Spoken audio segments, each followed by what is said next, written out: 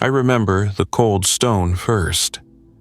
Not the hymns, not the banners, not even the stern gaze of the canoness whose shadow fell across us like judgment. No, I remember the floor of the Schola Progenium, unyielding as penitence itself, pressing into my knees as we recited the litany of faith until our voices broke. The world had been taken from me long before that moment. The Imperium does not raise daughters from luxury. We are shaped from loss. War orphans, the discarded, the ones who survived when others did not. They say that is what makes us worthy, or perhaps only willing. What does it mean to become a battle sister? It means stripping away everything you were told you could be until only faith remains. Not faith as comfort, faith as blade, faith as armor, faith as the last truth when the galaxy howls and burns and bleeds. This story is not heroic, it is necessary, and it is mine. I remember the walls always smelled of incense and iron.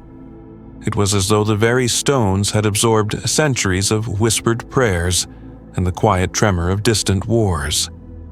The Schola was not large, but it felt endless when you were a child inside it, when every corridor seemed to stretch into some unseen depth where judgment waited.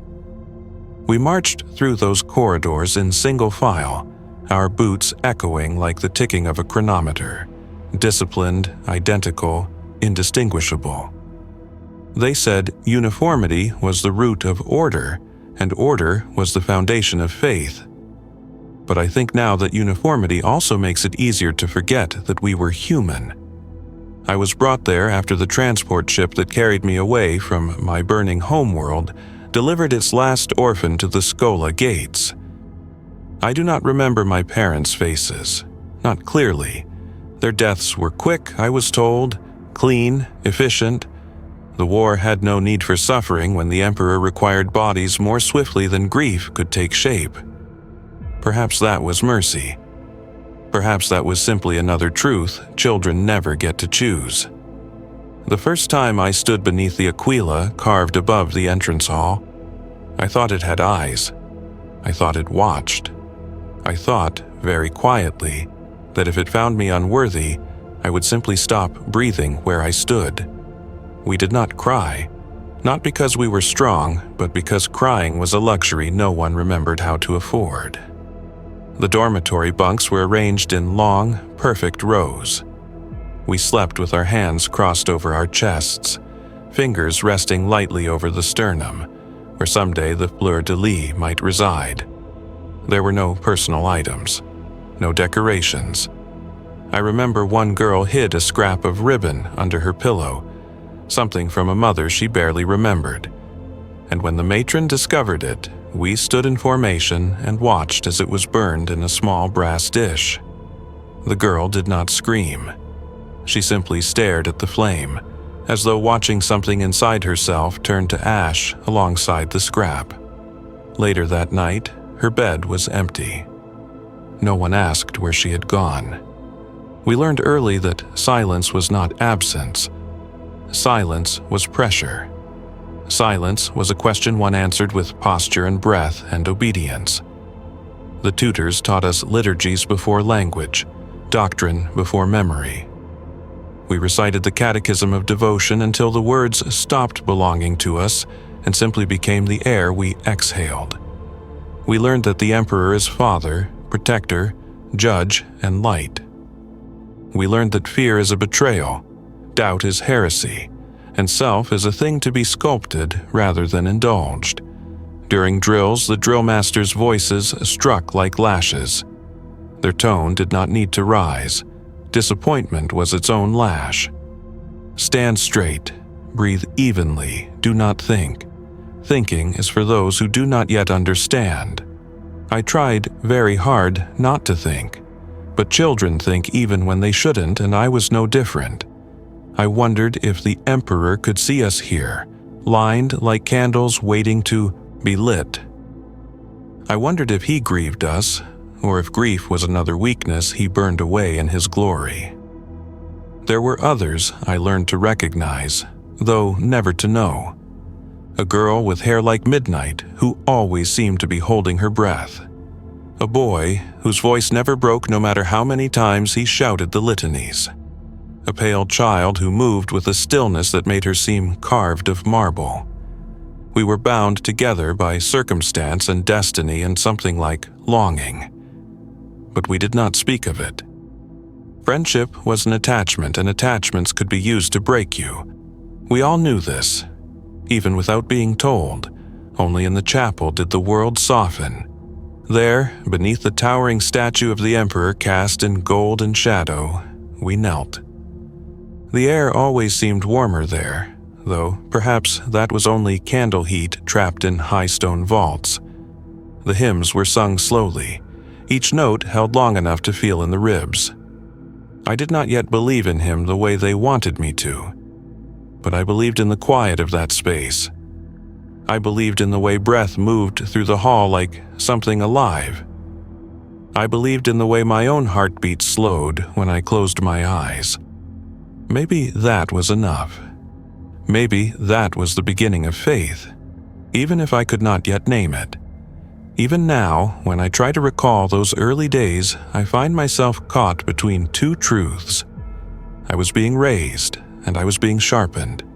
To be raised is to be cared for. To be sharpened is to be made useful. Both are forms of love.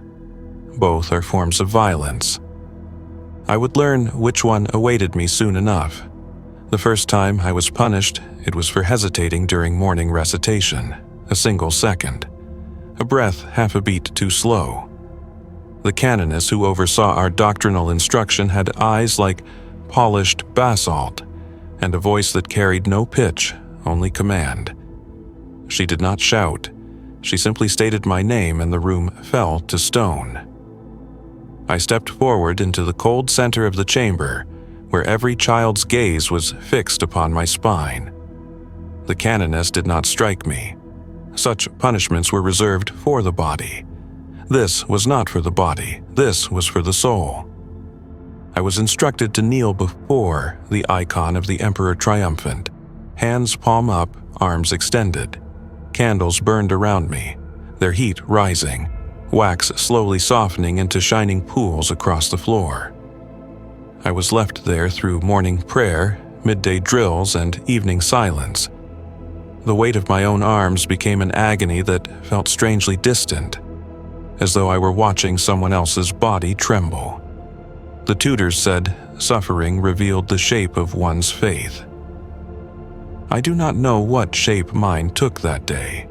I only remember that when exhaustion forced my arms to fall, I forced them upright again, not out of devotion, but out of refusal to be broken where so many watched. Only when night fell and the others returned to the dormitory was I released. The canoness did not praise me. She simply said, "You endure. Good." I would learn that endurance was the first currency of the sisterhood. Not conviction, not valor, endurance. The body breaks long before the spirit if one is taught correctly. They made certain we were taught correctly. There were moments, though, when the facade slipped, when humanity leaked through the armored seams of the place. Once, during a rare midday meal where the broth was something thicker than water, I sat beside a girl whose eyes were a soft green, almost out of place in that stone world. She was small, so slight I often wondered how her frame survived the drills. Her name was Seraphine. It was one of the few names I ever learned because the sound of it lingered like the echo of hymn bells. She told me she remembered her mother's voice, just the timbre of it, not the words. She said it was warm. I did not know what to say to that because I remembered nothing warm. So I simply nodded, and we ate in silence, side by side. That was the closest thing to friendship that existed there. Two souls sharing the same quiet without breaking it. Some nights, whispers traveled the dormitory, stories of those who would be chosen. The daughters of the Emperor, the brides of the God King, the sisters of battle. Words spoken reverently, fearfully, as though invoking them too carelessly would draw fire from the heavens. We all knew the Adepta Sororitas selected only the most disciplined, the most devoted, the most unbreakable. To be chosen was ascension. To be passed over meant a lifetime of service elsewhere, administratum scribe, astra militarum auxilia, or worse, a place among the choirs if one's voice carried the wrong kind of resonance. The galaxy never allows waste. Every life is a resource to be spent. I did not dream of becoming a sister of battle then. Dreams were dangerous. Dreams gave shape to desire, and desire could be exploited, manipulated, crushed. But somewhere deep beneath the layers of discipline and silence, there was a quiet ember that glowed whenever I saw the great mural in the Hall of Triumph. It depicted the sisters in gleaming white and crimson armor, bolters raised, halos of fire crowning them as they marched into a swirling mass of shadow and teeth. They did not look afraid, they looked certain. I wanted to know what certainty felt like. Lessons in doctrine shifted to lessons in history. We were told of the age of apostasy, of the schism of the ecclesiarchy, of the creation of the orders militant under Alicia Dominica herself. The story of how she stood before the golden throne and returned with fire in her eyes. The priests spoke of it as truth. The tutors spoke of it as symbol. And we, children with hollow pasts and sharpened futures, absorbed both without knowing which to trust. On some mornings, we were taken to the training yards where older students drilled under the watchful gaze of Sisters Superior. It was the first time I saw power armor, massive, resplendent, impossibly heavy. I watched a sister in armor lift her bolter as though it weighed nothing. She moved like inevitability given shape. The sun caught the gold filigree of her pauldrons, and for the first time in my life, something like awe bloomed behind my ribs. Not fear, not longing, awe. Seraphine was beside me that day. She whispered, "Do you think the Emperor sees them more clearly than us?" I did not answer. I did not know. But I wanted to, and want, once it awakens, does not sleep again. The tutors say the Emperor does not require our belief, only our obedience. But I began to wonder, what if belief is the sharper blade? What if belief is what hurts because it changes you? I was changing, we all were, and somewhere, deep in the marrow of that place, the choosing was drawing near. The day the sisters came for evaluation did not announce itself. There were no banners hung in the halls, no ceremonial hymns, no grand procession. It began like any other morning, with the cold bell calling us from our bunks and the lines of identical uniforms shuffling through shadowed corridors. Yet there was a tension in the air, a pressure just beneath the skin, as though the very walls were holding their breath.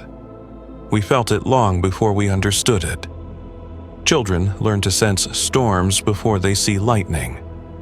We were gathered in the central hall, where the ceiling arched high overhead and the Emperor's likeness stared down at us from painted fresco and golden relief. The canoness stood at the head of the formation, her hands clasped behind her back, expression carved from the same stone as the pillars.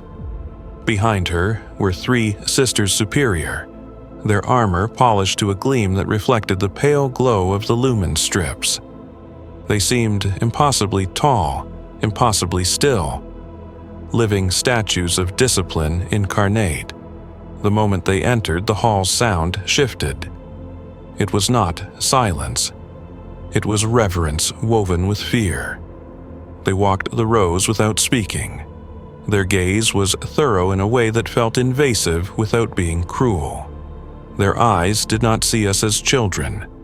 They saw potential, or the lack of it. We were not individuals. We were answers to a question they already understood. Who will endure? Who will kneel without breaking? Who will carry the fire without letting it burn them hollow? One sister paused in front of Seraphine. I felt her small frame stiffen beside me. The sister's gauntlet lifted, a single armored finger resting under Seraphine's chin as she raised her face.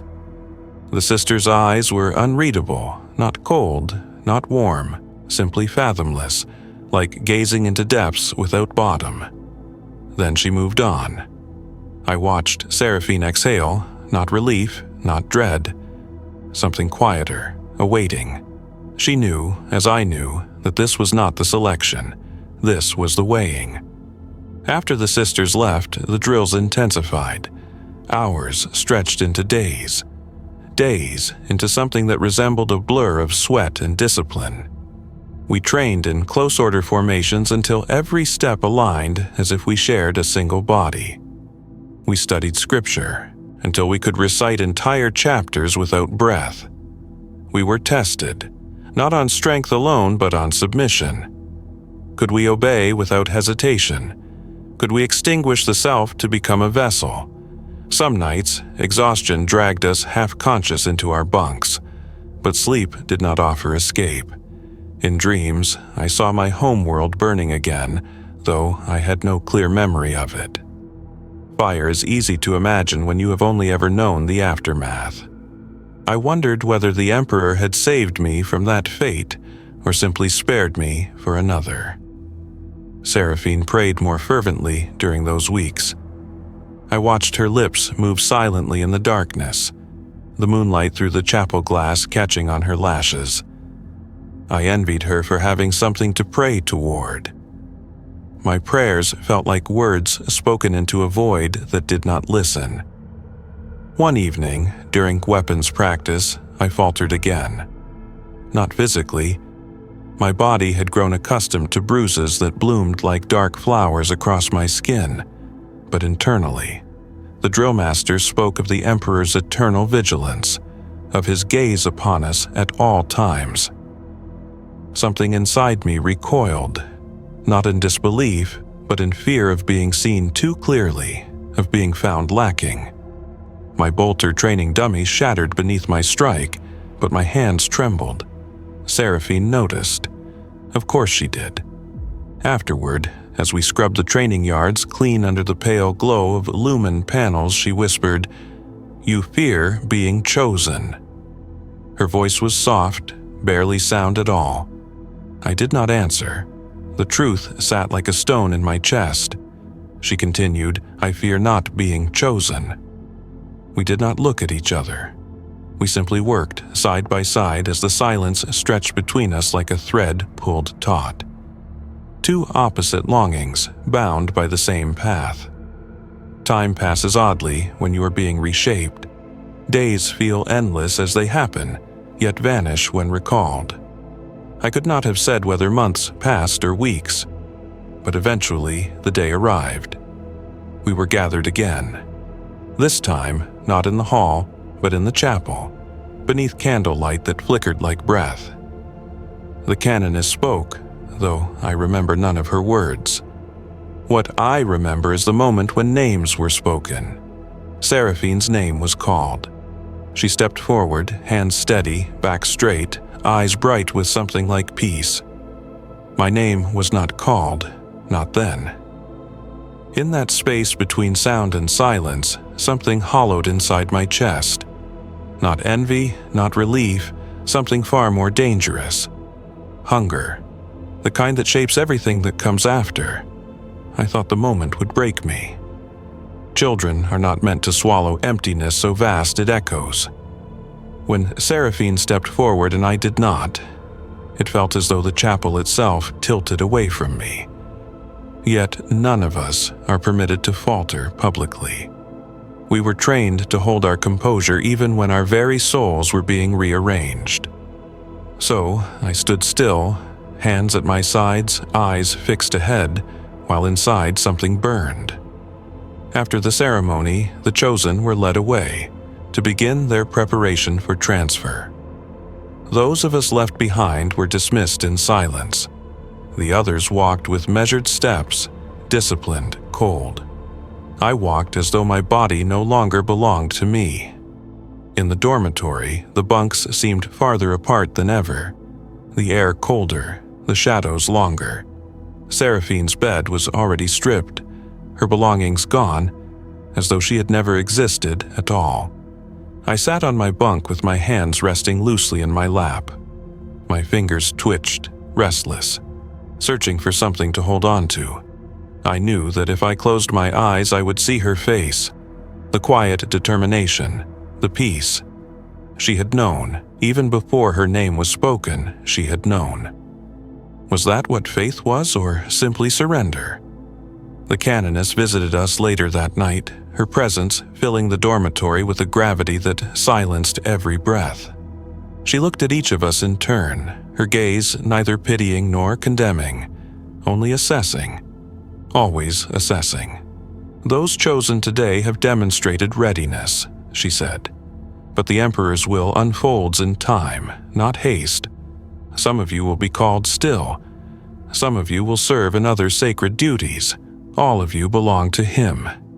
She paused, and in the stillness I felt the weight of her attention settle on me. "Faith is not measured in the moment of recognition," she said.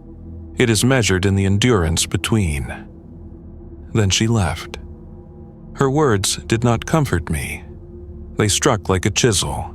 Endurance between what I was now and who I might become if I endured long enough for the Emperor to notice me. I began to train differently after that, not harder. Harder is easy. Anyone can exhaust themselves into numbness. I trained with precision, with purpose. I listened to every correction as though it were divine instruction. I watched the Sisters Superior when they visited the training yards, studying the way they moved. Not just their strength, but the stillness beneath it, the centeredness of their breath. They did not simply obey, they aligned. I began to pray, not out of longing, but out of necessity. I did not ask the Emperor for guidance, I asked him to see me. Weeks passed, or months. Time is fluid when your life is repetition sharpened into ritual. Some who had not been chosen began to resign themselves to other fates. A few faltered. One boy collapsed during drills and did not rise again. His body was taken away without ceremony. His name was not spoken the next day. The Imperium does not memorialize those who cannot serve. I refused to vanish. My turning point came not in glory, but in failure. During a weapons trial, my arm buckled beneath the recoil of a training bolter. The blow sent me to one knee. The drill master barked for me to rise. My arm trembled, my vision blurred. For a moment, I thought I would collapse. Then, something inside me snapped. Not in despair, but in defiance. Not of the drill master, not of the Schola. Defiance of the part of myself that still believed I could break. I rose. Not gracefully, not cleanly, but fully, completely. The drill master fell silent for just a heartbeat, and in that heartbeat I felt seen. Soon after, word reached us that another selection was approaching. Not a ceremony, a trial, an ordeal, one that would determine who would take the oath that leads to the novitiate cloisters and who would be cast aside into quieter forms of service. The Schola changed then. The air thickened with anticipation, fear, hunger. We prayed longer. We drilled until the stone floors shone beneath our steps. Sleep became something distant, irrelevant, a memory instead of a need. I did not think of Seraphine, not because I forgot her, but because I could no longer afford to. The night before the trials, the dormitory was silent. No whispers, no shifting, no breath beyond what was required to live. I lay awake, staring at the darkness. I realized I was not afraid. I was ready to be remade, whether that meant being raised or burned. The trials were waiting. Dawn did not come gently on the day of the trials. The bells did not ring. No tutors arrived to pull us into formation. We woke to silence. A silence so complete it felt deliberate, as though the Schola itself was holding its breath. The dormitory was dim, the lumen strips lowered to a faint, cold glow. We dressed without instruction, our fingers steady, our movements careful. None of us spoke. Speech would have meant acknowledging the weight pressing against our ribs. Fear does not need words to exist. We were led, single file, into the lower halls. I had never been there before. The air grew colder the deeper we went, the stone darker, the echo of our footsteps tighter, closer. The walls were lined with carved scripture, each phrase etched by hands long dead. The words spoke of devotion, of sacrifice, of the Emperor's gaze as both mercy and judgment. I traced the edges with my eyes but did not linger. Today was not a day for reflection. Today was a day for reckoning. We emerged into a chamber beneath the scola, vast, circular, lit only by candles arranged in precise patterns across the floor. The canoness stood in the center, flanked by Sisters Superior in full armor. Their helmets were removed, revealing faces unadorned, stern, unyielding. They looked at us not as children, nor as aspirants, but as raw material awaiting shape. "This is the crucible," the canoness said. Her voice carried across the chamber, soft but absolute. "You will face yourselves here, not your instructors, not your peers, not even the Emperor, only yourselves. Those who emerge will advance to the novitiate cloister. Those who do not will be reassigned to serve his will elsewhere." There were no threats in her tone, no implication of cruelty, only fact. One by one, we were separated and led into small adjoining chambers cut from the stone like cells. Each was empty, save for a single unlit candle placed on a low altar and a heavy chain coiled neatly on the floor. I knew, without being told, that there were no weapons. The door closed behind me. The chamber was utterly dark, the kind of darkness that erases depth and shape, that suggests endlessness even when stone presses inches from your skin. I sat, cross-legged as we had been taught, back straight, breath slow, hands resting on my knees.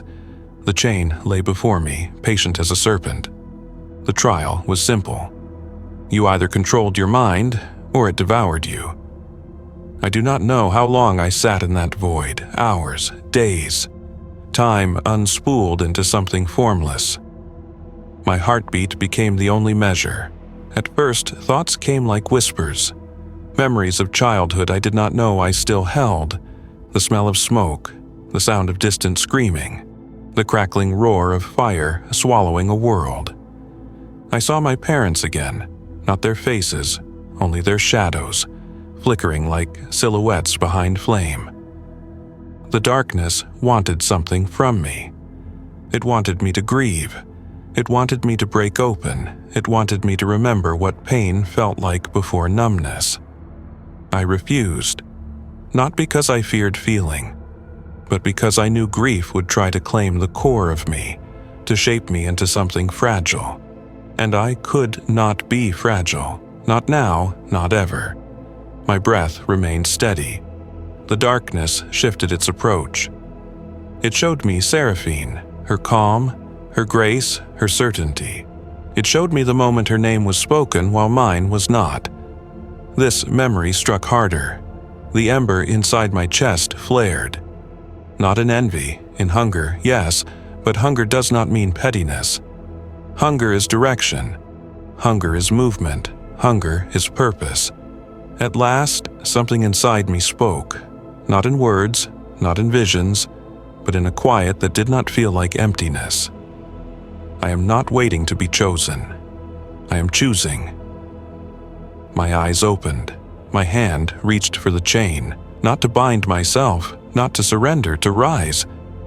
When the door opened again, I was still seated, the chain laid before me in a perfect circle, a symbol of completeness, of control, of will.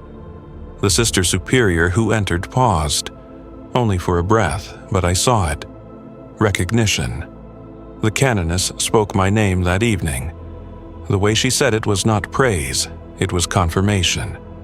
I was to join the novitiate cloister. Seraphine would be there, others too, but the reunion would mean nothing if I arrived as who I had been. The Schola had taken my past. The Crucible had given me clarity. Faith was not belief. Faith was becoming.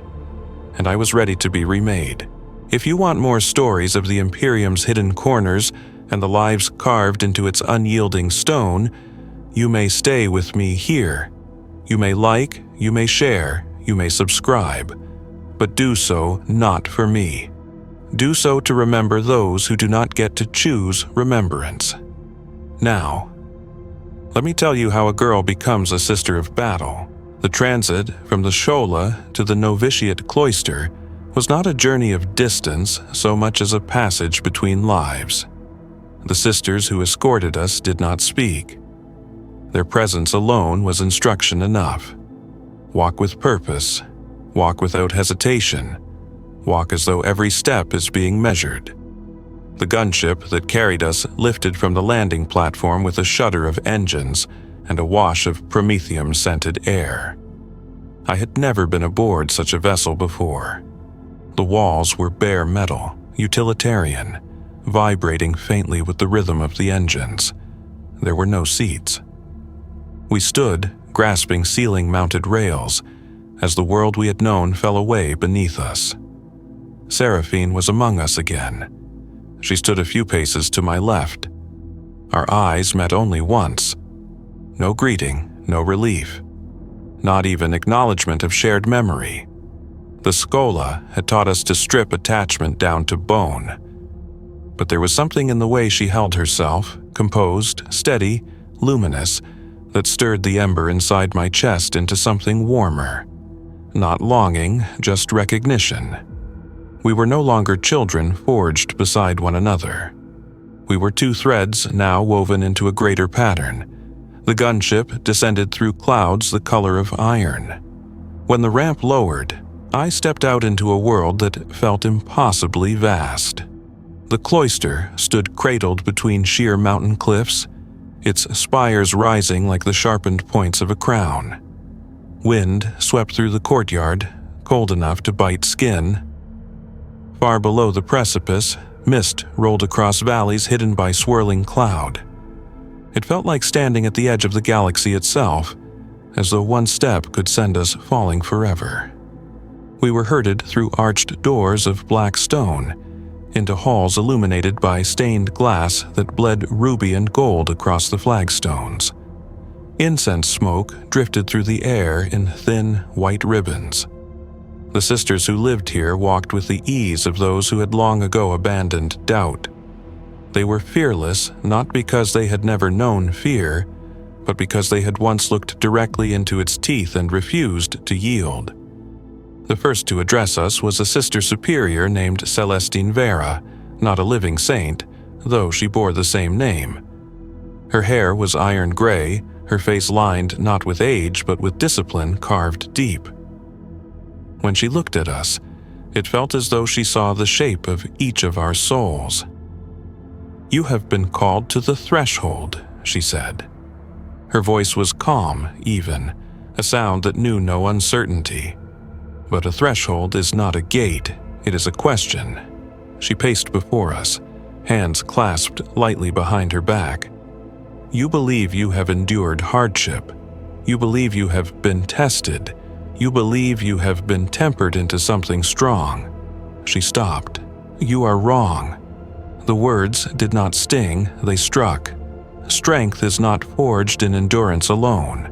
Strength is forged in surrender, to the Emperor, to duty, to purpose beyond self. Here you will learn to empty yourselves, to become vessels, to become His will given flesh. Her gaze passed over each of us, unhurried. Some of you will flee, some of you will break. Some of you will find that the self you thought was yours has too strong a grip. And those who remain, those who kneel, not because they are commanded, but because there is nowhere else for them to stand, will rise as sisters of battle. No applause, no affirmation, only silence. She dismissed us to our cells. They were small chambers carved from stone, each containing only a narrow cot, a wash basin, and a single icon of the Emperor mounted on the wall. No decorations, no personal effects, no comfort. But there was a window, a slit in the stone wall that looked out over the endless clouds and frozen peaks. I sat on the cot and let the silence settle. The cloister was nothing like the Schola. The Schola had shaped the body. The cloister would unmake the self. That night, the bells rang once. Low, resonant, a sound that vibrated in the bones rather than the air. It was a call to the chapel. We filed in, novices in simple robes, the sisters in armor that glowed like captured sunrise. The chapel was vast, its vaulted ceiling painted with the triumphs and martyrdoms of saints. At the altar, a relic rested, a single gauntlet, scorched and cracked, said to have touched the steps of the golden throne itself. Whether truth or legend, the sight of it made my breath catch. We knelt, the hymn began, not sung, chanted, low, rising, filling the world. I felt it in my ribs, in my throat, in the space behind my eyes. I had thought I knew prayer. I had not. This was not devotion. This was immersion. For the first time, I understood why faith is called fire. It burns, it consumes, it reveals. When the hymn ended, we remained kneeling in silence. The silence itself felt like a presence. That was when I realized I was not afraid anymore.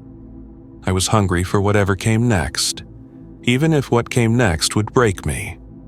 Training in the cloister did not begin with weapons. This surprised me. I had expected bolters, blades, the crash of armor, the rhythm of drill formations.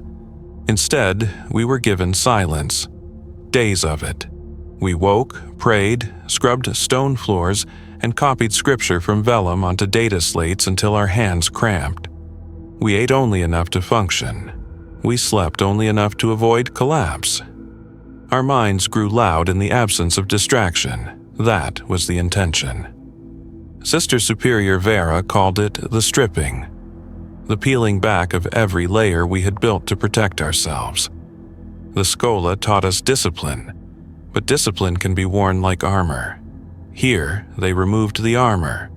They wanted our souls bare. Some resisted without meaning to. A girl from the desert frontiers clenched her jaw with each silent meal, swallowing frustration like sand. Another, a tall boy who had been called promising too early, too young, began to twitch, to fidget, to break the stillness in tiny, jagged movements. Silence reveals what punishment never can, the shape of the self beneath compliance. Those who could not sit in stillness were dismissed, not with ceremony, simply gone the following dawn. Their beds were stripped, their cells empty, and no one spoke their names again. Seraphine endured the silence like a candle, steady, unwavering, luminous. I endured it like stone, rigid, unmoving, containing a fire that did not show itself. We did not sit together. That was not allowed, but I felt her presence in the room the way one feels a familiar star in the night sky, unchanging, distant, necessary. The first true test came without warning. We were woken in the deep hours, before even the bells stirred the mountain air. The sisters led us to the courtyards, where frost coated the flagstones in a thin, glittering sheen. We stood barefoot, robes thin against the biting cold. The sky overhead was a tapestry of stars, the moon casting the courtyard in pale silver. "Endurance," Sister Superior Vara said, her voice carrying effortlessly across the open stone. "Not of body, of will." Buckets of ice water were placed before us. We were instructed to kneel, to plunge our arms into the water up to the elbow, to keep them there until commanded otherwise. No chant accompanied it, no prayer, just cold. At first, the sensation was sharp enough to shock the breath from my lungs, a sting like needles driven into the bone. Then numbness began to creep in, but the numbness was not mercy. It was a trap. When sensation returns, it does so with a vengeance. A novice to my right gasped. One to my left began to shake violently. A third tried to withdraw her arms. A sister superior placed a hand lightly on her shoulder, not pushing, not restraining, just reminding her that someone was watching. The girl held her position. My breath came slow, controlled. The cold did not feel like punishment, it felt like truth. The body is weak, it cries, it trembles, it begs, but the will, if tempered, does not. This was not about pain, it was about choosing not to flee it. We held until the stars dimmed and the first light of dawn touched the mountains. When we were finally told to withdraw, I could not feel my hands. They hung useless at my sides, pale as bone. The drill masters moved among us, rubbing warmth back into frozen skin, administering unguents to prevent lasting damage.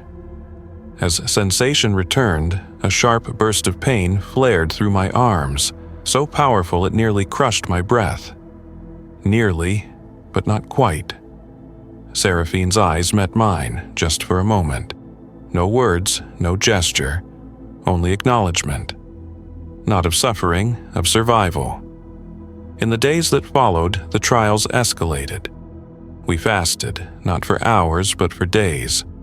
We prayed until our voices frayed to whispers. We learned liturgies that spoke of death with reverence, and of martyrdom with longing. We were instructed in self-denial. If given water, take one sip. If given rest, sleep lightly. If given choice, relinquish it. The purpose was not to weaken us.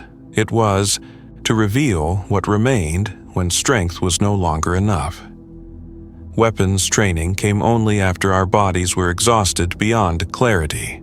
We practiced firing bolters with shaking arms, correcting our stances through sheer memory rather than strength. We learned to aim while the vision blurred, to strike while muscles screamed, to endure when endurance felt impossible. One night, Sister Superior Vera stood before us, a brazier burning at her back, casting her in shifting gold and shadow. "You believe the battlefield will offer you strength," she said. "It will not. It will take it from you, all of it, until only the flame remains. If the flame is weak, you will die. If the flame is undisciplined, you will falter. If the flame is not truly the Emperor's, you will burn the wrong things." Her gaze locked with mine. The trials do not shape the flame. They reveal whose flame already belongs to him. I understood then. This was not training. This was revelation, and revelation is always painful. The day of the final trial drew near. We would not face darkness alone this time. We would face each other. The final trial was not announced with ceremony, no bells, no sermons, no warnings. It came in the middle of evening prayer, when our knees ached from kneeling, and our voices were threadbare from chanting. The candles flickered across the chapel floor. The shadows of saints and martyrs stretched long across the stone. Sister Superior Vara raised her hand, and the chanting ceased at once, the silence falling so swiftly it felt like the breath had been pulled from the room. "You will follow," she said, and turned. We obeyed. We were led through corridors I had never walked before, deeper into the cloister, past statues whose faces were worn smooth by centuries of prayerful touch. The air grew cooler, then colder. The scent of incense gave way to raw stone. There were no hymns here, no murals, no light save for the torches carried by the sisters. The flame hissed in the draft of the descending stairwell. At the bottom was a door of black iron. Not engraved, not adorned. A door that did not introduce what lay beyond because there was nothing to introduce, only to endure. It opened inward without sound. The room it revealed was circular, the ceiling lost in darkness. The floor was ringed by shallow trenches, and in the center stood a pillar of smooth stone worn by generations of hands. This was the Hall of Reflection. Not reflection of thought, reflection of truth. Sister Superior Vara stepped aside. A new sister entered, taller than the others, her armor a deep crimson trimmed with white, the fleur-de-lis gleaming at her gorget. Her presence had a gravity that bent the room around her. She was Canoness Prefect Lucilla, of the Order of Our Martyred Lady.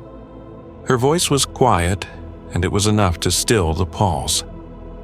"You stand at the threshold of the Emperor's fire," she said.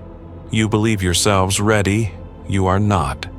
The purpose of this trial is not to prove your worth. It is to strip away every lie you have allowed to take root in your souls." She raised one gauntleted hand. "You will confront yourselves, your fear, your hunger, your pride, and your devotion. If the self that rises is hollow, you will break. If it is impure, you will burn. If it endures, then you will take your place among the faithful." We were instructed to step forward one by one. When my turn came, I did not feel my feet move. I simply found myself standing at the pillar, the stone cool beneath my palms.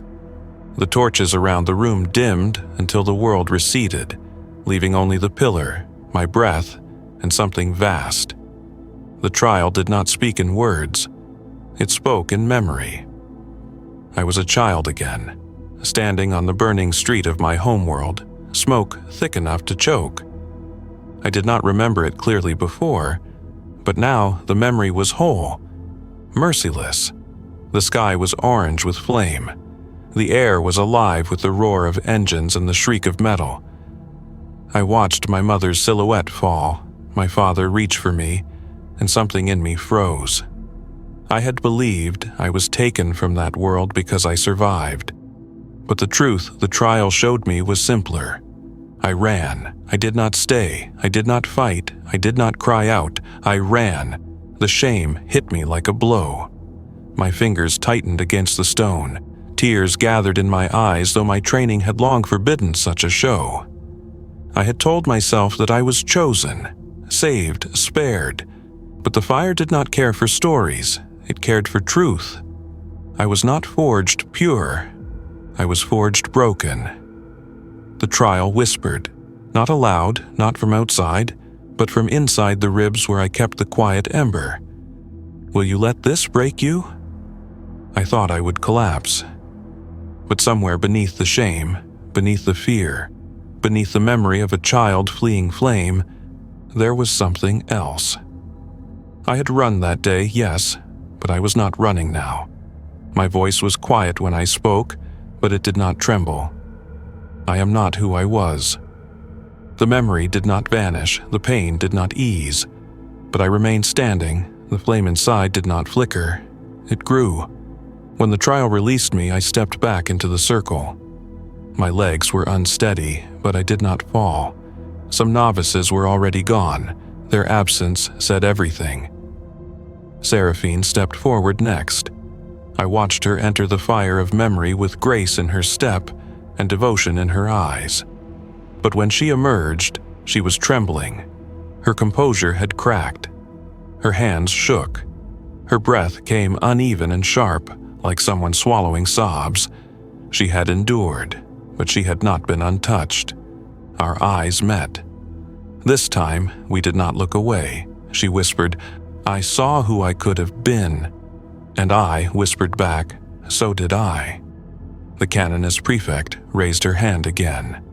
"Those who remain will now take the vow of becoming. From this moment, you are novices of the Adepta Sororitas." My heart did not race. My breath did not falter. I had not been chosen. I had chosen. We did not celebrate. There is no triumph in becoming less of oneself. The vow of becoming was not a moment of ascension. It was a surrender so total that even memory felt like a foreign language. We knelt together, a formation of quiet shapes beneath the cold candlelight, and spoke the words we had been taught only to hear until that moment. My life is not mine. My will is not mine. My flesh is not mine. All that I am is the Emperor's. The words did not echo, they sank. Into the floor, into the air, into us. The canoness prefect anointed our foreheads with consecrated oil, her touch steady, precise. When her thumb pressed against my skin, I felt no divine warmth. No rush of revelation, only clarity. A clean, cold opening inside the chest. The shape of a space that would soon be filled. We were led into the vestiary next, where initiates stood waiting to strip us of our shola robes. The garments were folded and taken away without ceremony. I wondered where they went, whether they were burned or stored or repurposed, whether some trace of the children we had been would cling to the fabric like dust. We stood unclothed in the winter air of the mountain cloister. It did not feel like vulnerability. It felt like truth. The wind cut along the spine, the ribs, the sternum, never cruel, only present. One by one, we were dressed in novice robes, plain, undyed, coarse-woven fabric that scratched the skin.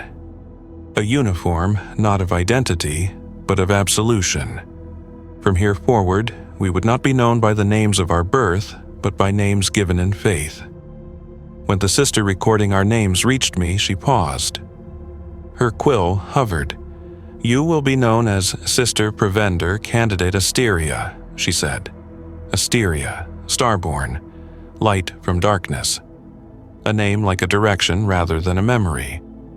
Seraphine stood beside me, her new name pronounced with the same measured tone. Candidate Veridine. Verdun. New growth breaking stone. We were no longer Seraphine and the girl I once was. We were beginnings of something that did not yet have shape. The weeks that followed blurred into a rhythm of prayer, doctrine, drill, and silence. We rose before the sun, knelt until our knees pulsed with dull ache, practiced walking in formation so unified that the sound of our steps became a single sound. We learned to maintain the sacred armor, though we had not yet earned the right to wear it.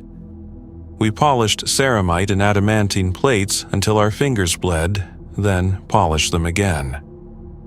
"You must love that which you serve," Sister Superior Vera said. "Armor is not protection. Armor is declaration. It must shine with conviction." We learned to fire bolters not for accuracy, but for intention. A bolter is not a weapon to merely kill. It is a hammer of faith hurled into the world. Each round is a prayer. Each recoil a litany. To pull the trigger is to speak the Emperor's word through powder and steel. But what surprised me most was this. We were encouraged to think, not doubt. Doubt is corrosion, but think. To study the ecclesiarchy's history. To debate the meaning of martyrdom versus sacrifice. To understand when obedience serves the Emperor and when obedience serves only fear. One evening, as we scrubbed the chapel floors, Veridine spoke so quietly I almost believed I imagined it. "Asteria," she whispered. "Do you ever wonder what he wants of us? Not what they say he wants, what he truly wants." The question was dangerous, not forbidden but sharp-edged. I answered with care. "I do not know what he wants, but I know what I want."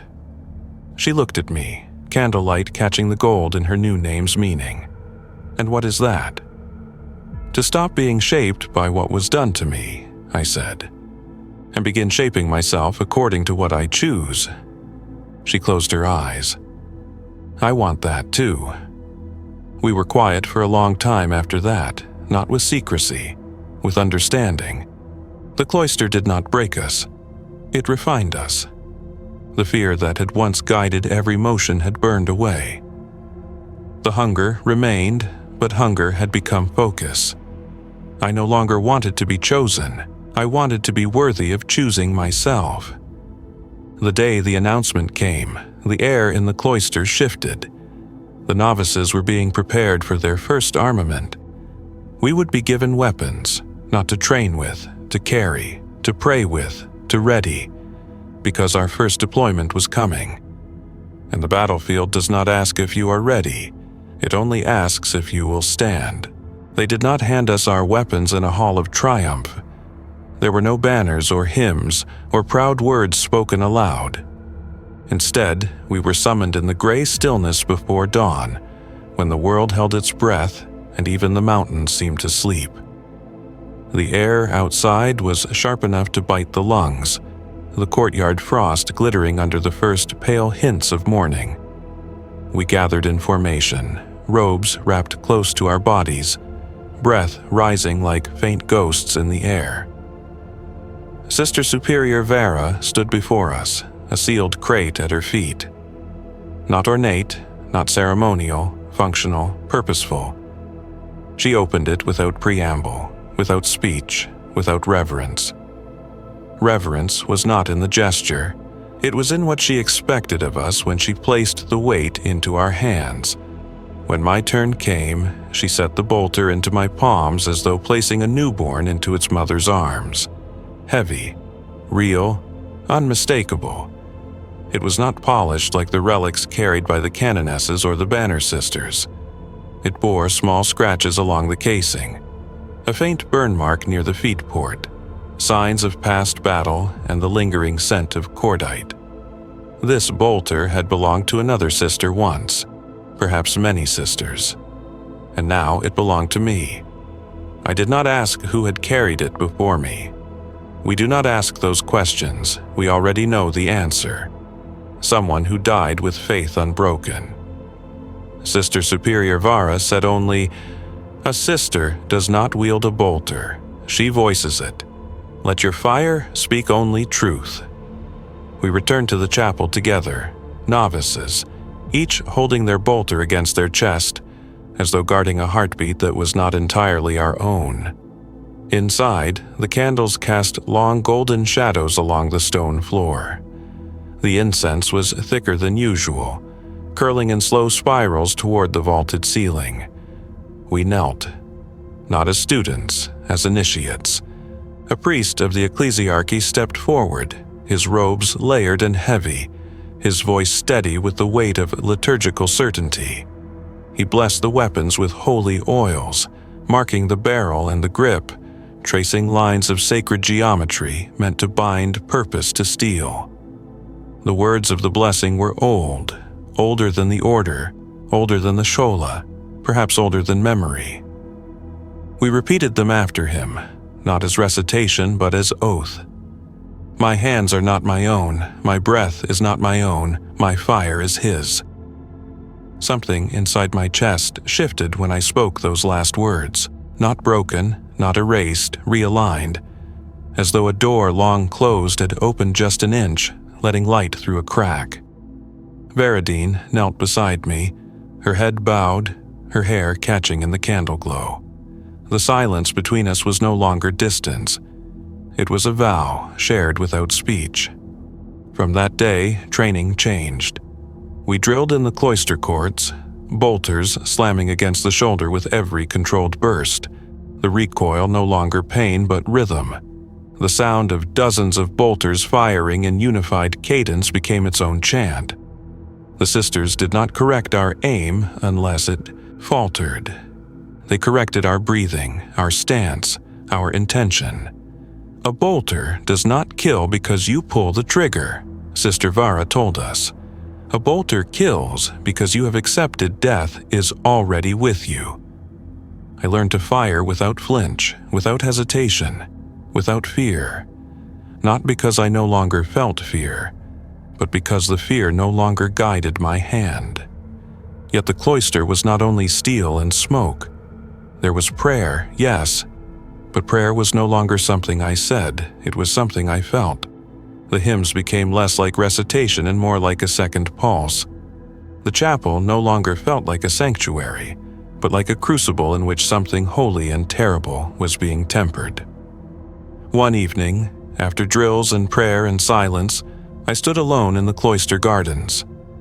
The wind was cold, carrying the scent of stone and distant snowfall. The sky above was clear, the stars sharp enough to cut. I looked up at them, not with longing, but with recognition. Asteria, Starborn. A name given not as a reminder of where I came from, but of where I was going. Veridine joined me without announcement. She didn't need to speak. Her presence was enough. The quiet stretched between us like cloth, soft and familiar. "We are not the same as we were," she murmured. "No," I said, "we are becoming." Her breath caught, not a sob, not a gasp, just the smallest tremor of understanding. Becoming is not gentle. Becoming is not kind. Becoming is necessary. Soon, the cloister would test that truth. We had been given bolters, yes, but we had not yet been given armor, and armor is not granted. Armor is earned. Through a trial that no one spoke of openly, though every novice felt it coming like a storm cresting the horizon. A trial that would not test skill, but devotion, conviction, surrender. The trial of the veil. And I was not afraid, but I was not ready. No one ever is. The trial of the veil was never explained to us. Not in whispers, not in caution, not even in rumor. The cloister was full of trials, of body, of will, of faith. But this one existed in a silence so deliberate that even the youngest novices understood instinctively to fear it. Not the kind of fear that claws the heart, the kind that waits, the kind that suggests a truth too sharp to touch. It began in the deep hours before dawn, when the sky was a dark pane of ink and the mountains held the night as though reluctant to release it. A single bell sounded, low and resonant. Not a summons, a calling. We rose from our cots without speaking. Our robes whispered softly as we moved through the halls, our steps light, controlled. The air felt different, charged, as though the stones themselves were watching. We were led into the inner sanctum of the cloister, a place we had never been permitted to enter. The sanctum was not large. It was dimly lit by a single brazier's flame, its smoke curling in thin ribbons toward the domed ceiling. The floor was smooth stone, worn by centuries of kneeling. At the far end stood a simple altar covered in white cloth. No relic, no icon, no scripture, just emptiness. Sister Superior Vara stood beside it, her armor casting long shadows that flickered like living shapes along the wall. She looked at us not as children, not as soldiers, but as something in between, something unfinished. "You have been given weapons," she said, her voice quiet, steady. "You have been given direction, but you have not yet given yourselves." She stepped away from the altar, letting us see what rested upon it. Veils, not ceremonial lace, not decorative cloth, plain linen, undyed, folded into simple squares. There were as many veils as there were novices. Vara continued, "The veil is not worn to hide your face. It is worn to reveal your vow. A sister sees nothing but the Emperor. She acts for nothing but the Emperor. She lives for nothing but the Emperor." Her gaze passed over us, settling like pressure on the skin. "If you take the veil, you accept that your life is no longer your own. What you were before ends here. You do not take it lightly. You do not take it because others do. You take it because you have nothing left to offer the galaxy but your flame. There was no command to kneel. We knelt anyway. The silence that followed was not empty, it was full. I do not know how long we remained there. The body does not count time in such moments. Only the heart does. At last, one novice rose. A girl who had spoken only 3 words since her arrival at the cloister. She stepped forward, took a veil from the altar, and bowed her head. When she lowered it, the veil covered her hair, falling just past her brow. She did not look at us. She did not need to. One by one, others stood. Some rose quickly, moving with certainty. Others hesitated, breath trembling, fingers shaking, no one encouraged, no one consoled. When my turn came, my legs did not feel like mine. They felt like the memory of movement. I walked toward the altar, though I do not remember choosing to. The veil lay before me, simple, undecorated, unadorned. I thought of the child I had been, running through fire. I thought of the girl in the scola, holding her arms aloft until they shook. I thought of Veradine, whose faith glowed like a candle that refused to go out. I thought of how we had been shaped alongside one another, how our fates had braided without words. I took the veil, not because I believed I was ready, not because I believed I was worthy, but because I had stopped believing my life belonged to me. I bowed my head. The cloth settled over my hair, light as breath, final as oath.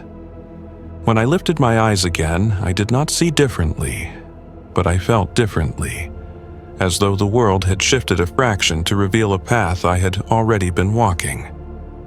Veradine rose beside me, her movements slow, reverent. I saw her hands tremble, not from fear, but from the gravity of it. We were no longer novices in training. We were novices in devotion. The veil does not grant enlightenment. It does not erase doubt.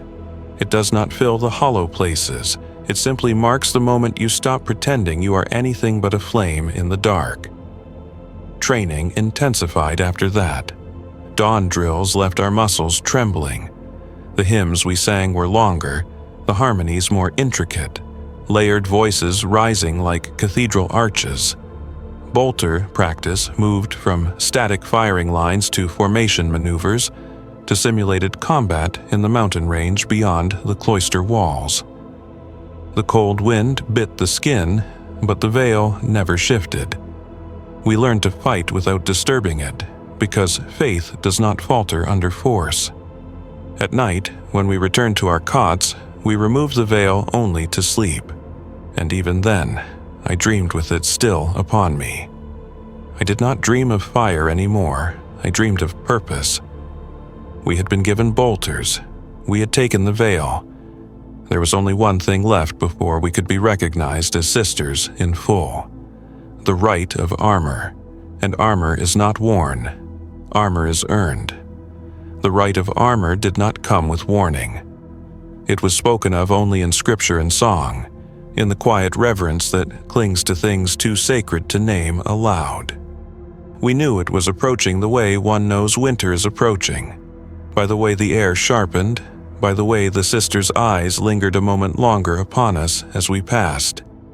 Preparation was not given, preparation was expected.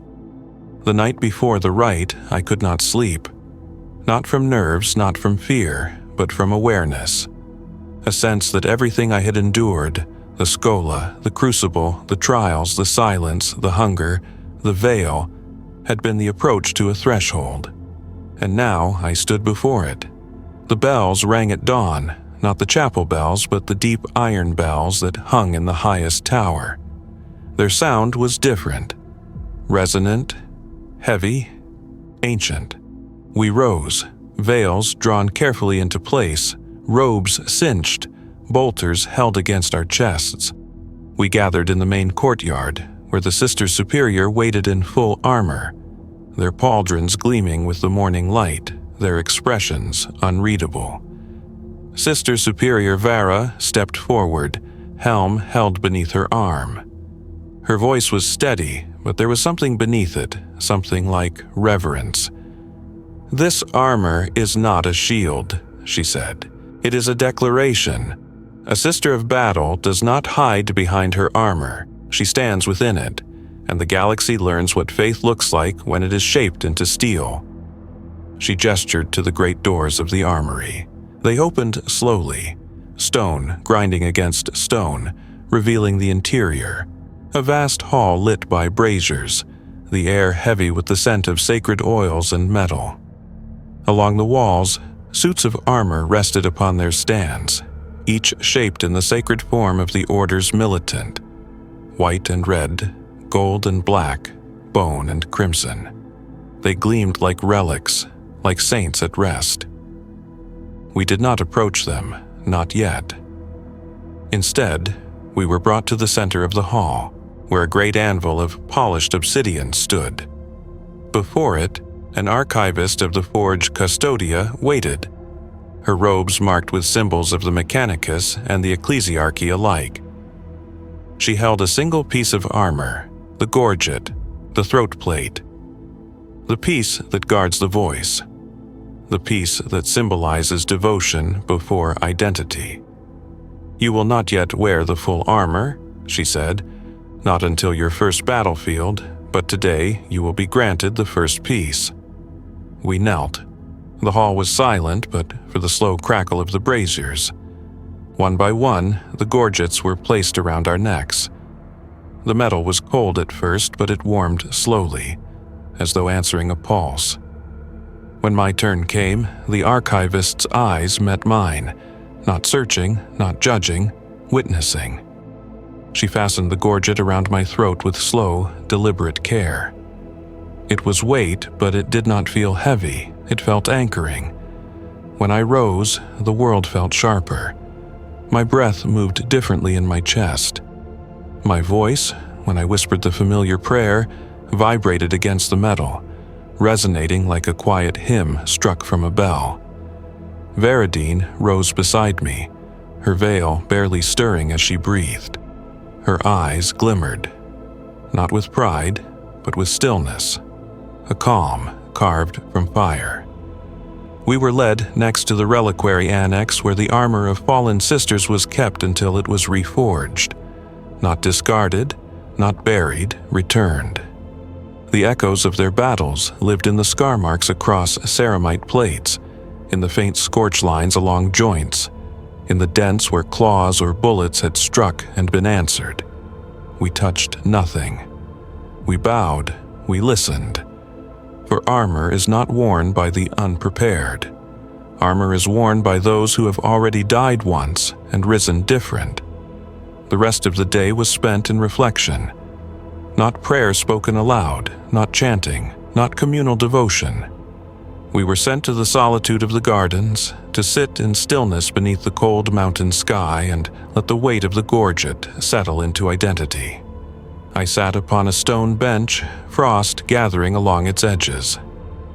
The wind wound through the cypress trees, carrying with it the distant cry of skyhawks.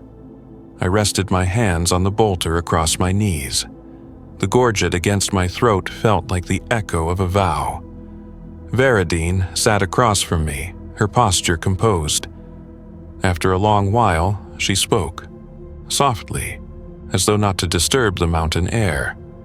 "Asteria," she said, her voice steady, "when you took the veil, what did you release?" I did not need time to answer.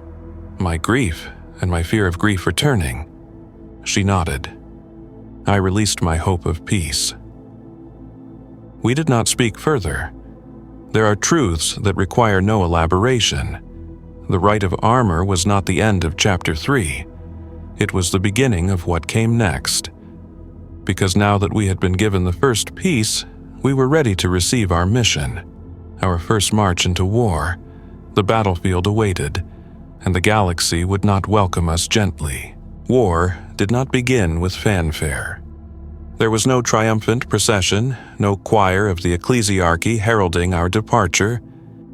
It began with the low, heavy hum of a dropship preparing for launch, its engines vibrating through the stone of the landing platform.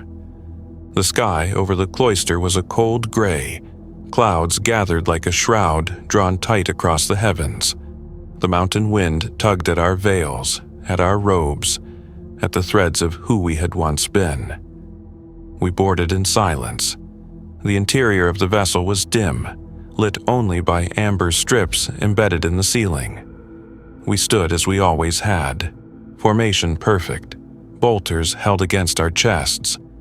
But this time, there was something different in the air. Not fear, not anticipation, a stillness, a recognition. The understanding that something in us had reached a point of no return. Sister Superior Vara stood at the front, helm on, visor closed. In armor, she was no longer merely a teacher. She was a blade unsheathed. "You will not fight as individuals," she said, her vox grill carrying her voice through the cabin with calm certainty. "You will not seek glory. You will not seek victory. You will be instruments. Faith is your command. Duty is your purpose. Survival is not your goal." She paused. "If you live, it is because the Emperor willed you to, nothing more."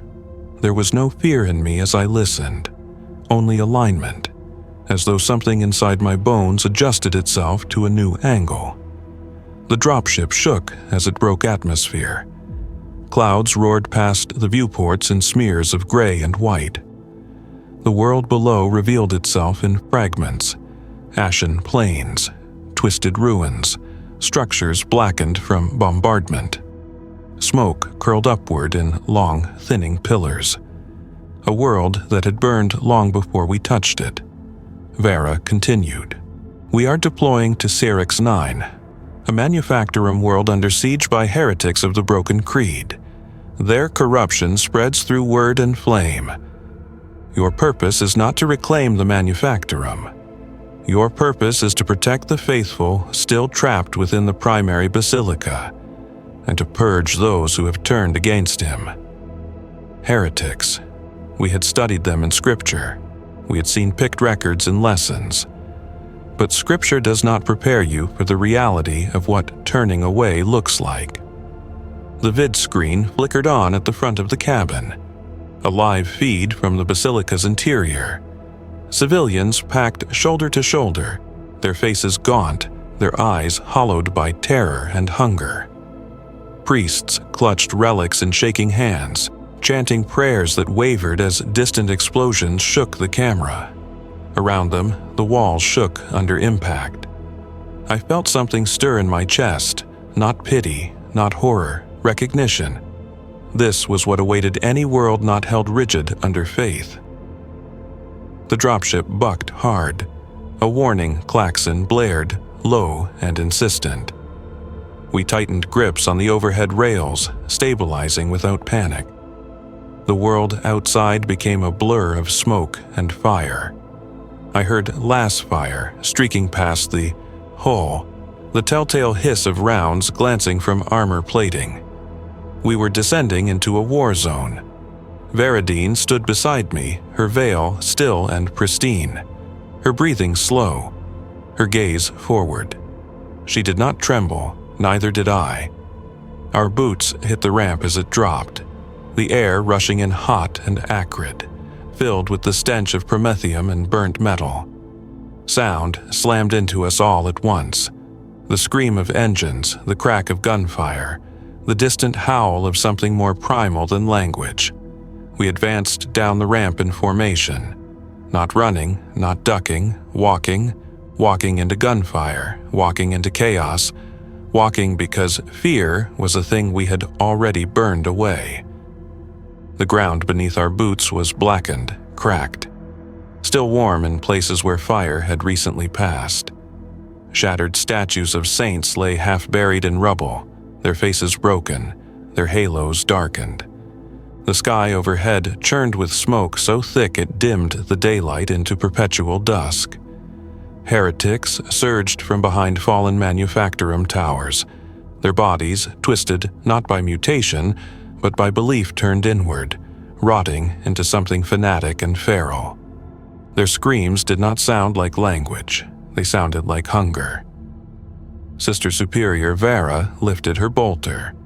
We lifted ours. There was no command. There did not need to be. We fired.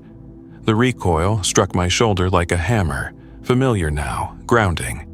The bolter roared, each shot a promise. Rounds struck bodies, bursting them into ruin, the air thick with smoke and blood, and the metallic tang of vaporized bone. The world did not slow. I did not think. I moved, breathed, fired, stepped. The chant rose unbidden from our throats, not sung, not shouted, spoken, steady, relentless. The Emperor is my light, the Emperor is my shield, the Emperor is my wrath. The battlefield did not welcome us, but it knew us. Because faith does not whisper in war, it roars. We advanced, one step, then another, until the basilica came into view, its gates shattered, its stained glass broken, its people kneeling inside, eyes lifted in prayer, not praying for rescue, praying for forgiveness, because rescue is never promised, but judgment always is. We reached the basilica's outer courtyard, though courtyard is too gentle a word. It had once been a place of gathering, where processions of the faithful walked beneath banners of the imperial Aquila, and the hymns carried by choirs filled the air like sunlight. Now it was a grave of smashed marble, shattered pillars, broken icons. The stone underfoot was slick, not with rain, but with the residue of battle. Ash, oil, blood. The scents layered together until they became something metallic and bitter at the back of the throat. The basilica's great doors, 3 stories tall and carved with the image of the Emperor surrounded by his saints, were cracked open. Not swung fully wide, just enough to suggest that something inside had pried at them. The gap was not invitation, it was intrusion. We entered in, formation, bolters raised, steps slow and deliberate. Behind me, Veridine breathed with the steady cadence of practiced control. Ahead, Sister Superior Vara moved like a spear of intention. Every motion she made was clean, efficient, unquestioning. We followed that certainty because we had learned that on the battlefield, one does not think. One aligns. Inside, the basilica was dim.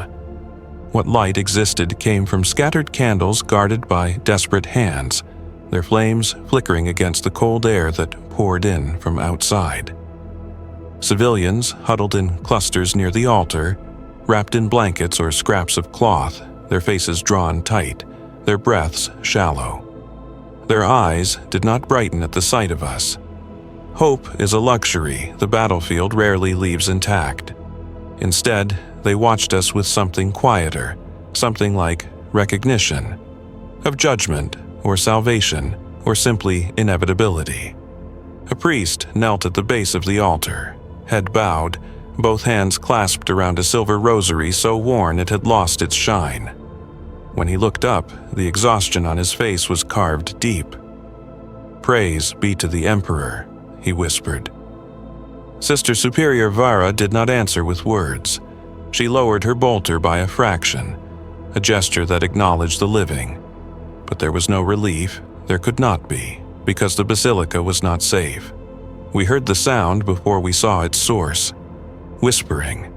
Not soft, not prayerful. Whispering like something trying to imitate speech, like voices pressed together into a single, low hiss. It echoed from the shadows near the transept, where statues of saints and martyrs rose like silent watchers. The shadows shifted, then parted. The heretics emerged. They did not look monstrous. That would have been easier. They looked like men and women who had been hollowed out, their robes stained, their skin pale, their eyes too wide and too bright. Their voices trembled with conviction, not frenzy. They believed something that had burrowed beneath their ribs and replaced whatever lived there before. "The Emperor is a lie," one whispered. "The flesh is a prison," another breathed. They moved slowly, but not uncertainly. Step by step toward the civilians who did not scream, who did not flee.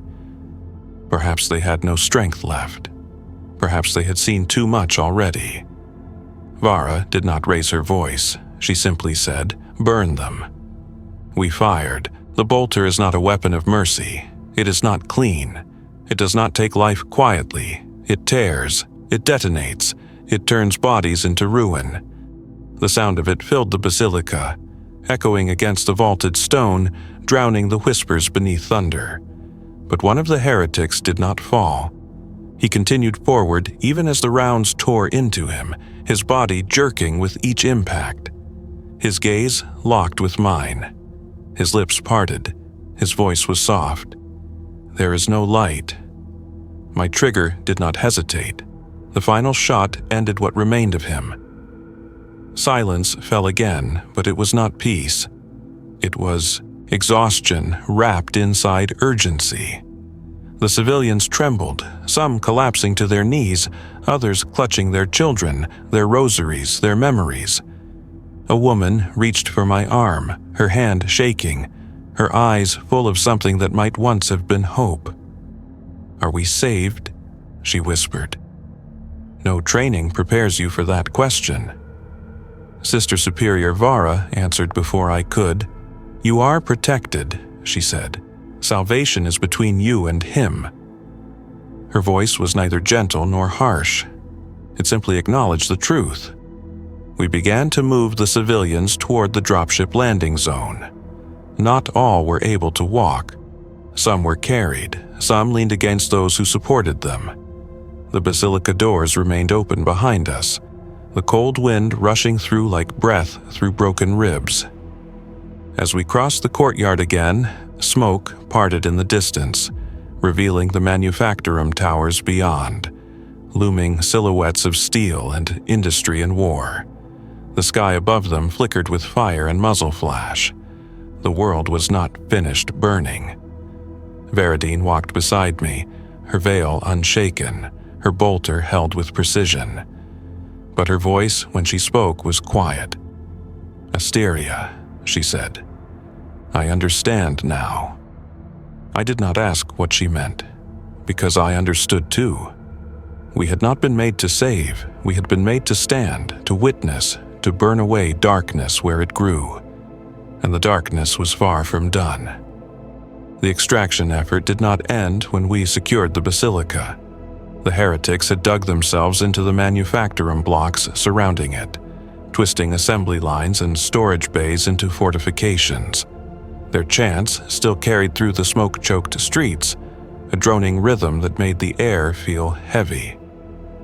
The dropships could not land until the sky was cleared of anti-air emplacements, and those emplacements were embedded deep inside the industrial corridors ahead.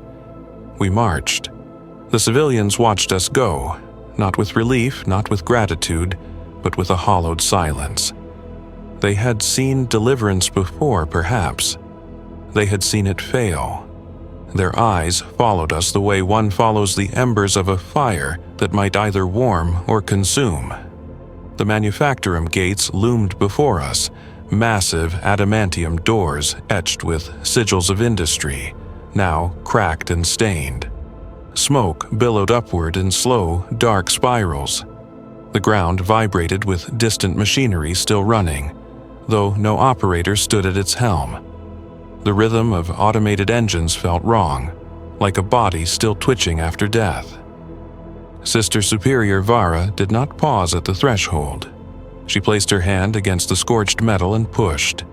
The doors groaned open with a grinding sigh, revealing a corridor lit by flickering lumen strips and the faint orange glow of molten metal cooling in troughs along the walls. We moved inside. The air was thick with the scent of oil and rust, and something sour beneath it. The whispering had grown louder, though there were no figures in sight. It seemed to seep from the walls, as though the manufactorum itself were reciting heresy in a voice stretched thin. Veradine walked beside me, her steps precise, her breath slow. Yet I sensed something in her, an alertness sharpened beyond training.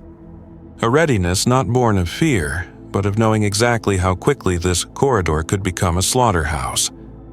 We reached a junction where conveyor belts once carried components for Lazarifals and transport hulls.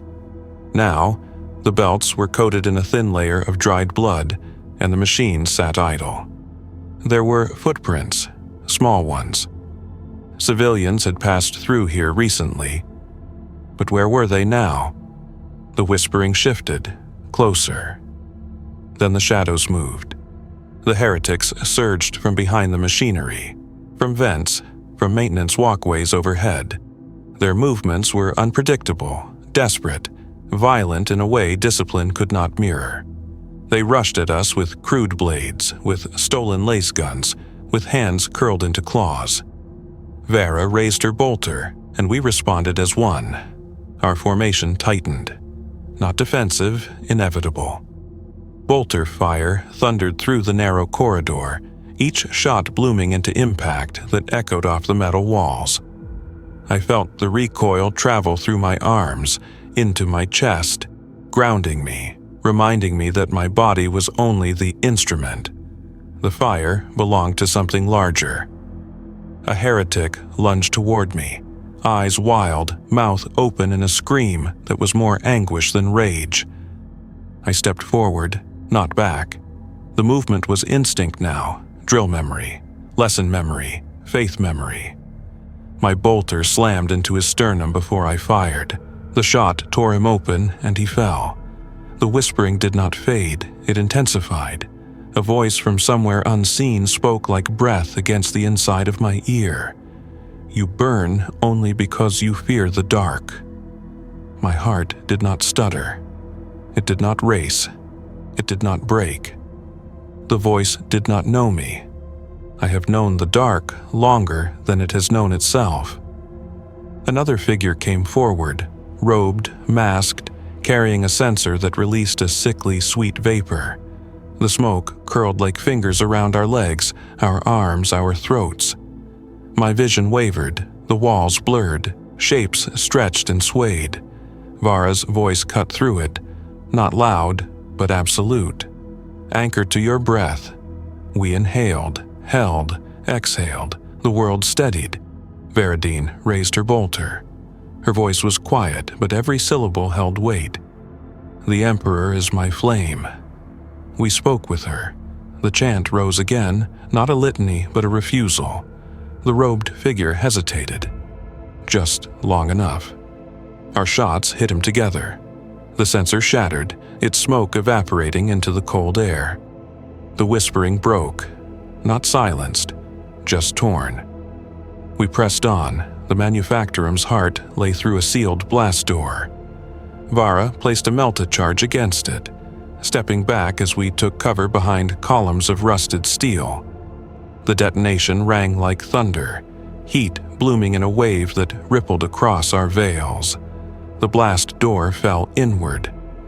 The central foundry lay beyond, and in it, a man stood atop a raised platform, wrapped in cracked ceremonial robes once belonging to an ecclesiarchal priest. He held a torch of blackened bone and metal, its flame the color of sickened gold. His eyes burned with fanatic clarity. He had not been corrupted by demons. He had not been twisted by mutation. He had chosen to turn. Those are the most dangerous kind. He smiled when he saw us. You came to save them, he said, his voice echoing through the foundry. But the Emperor does not hear them. He does not hear you. His hand lifted. The flame roared. Veradine stepped closer to me, not out of fear, because she felt what I felt. This was not a battle of bodies, this was a battle of faith.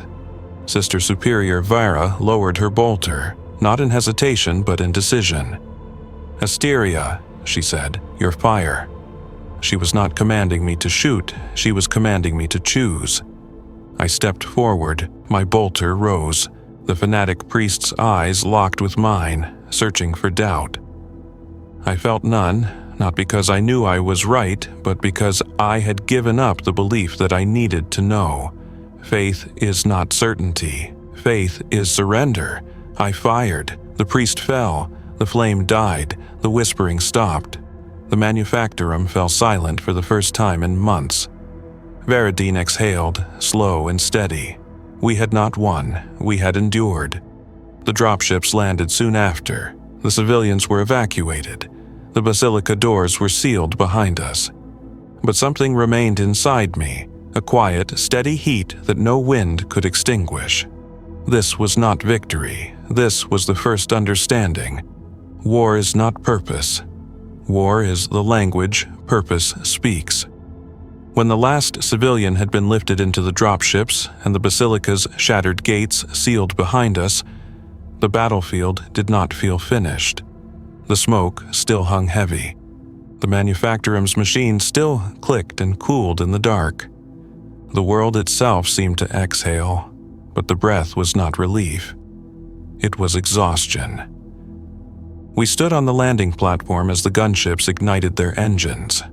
The wind whipped our veils and pulled at our robes, carrying with it the scent of burning fuel and distant ruin.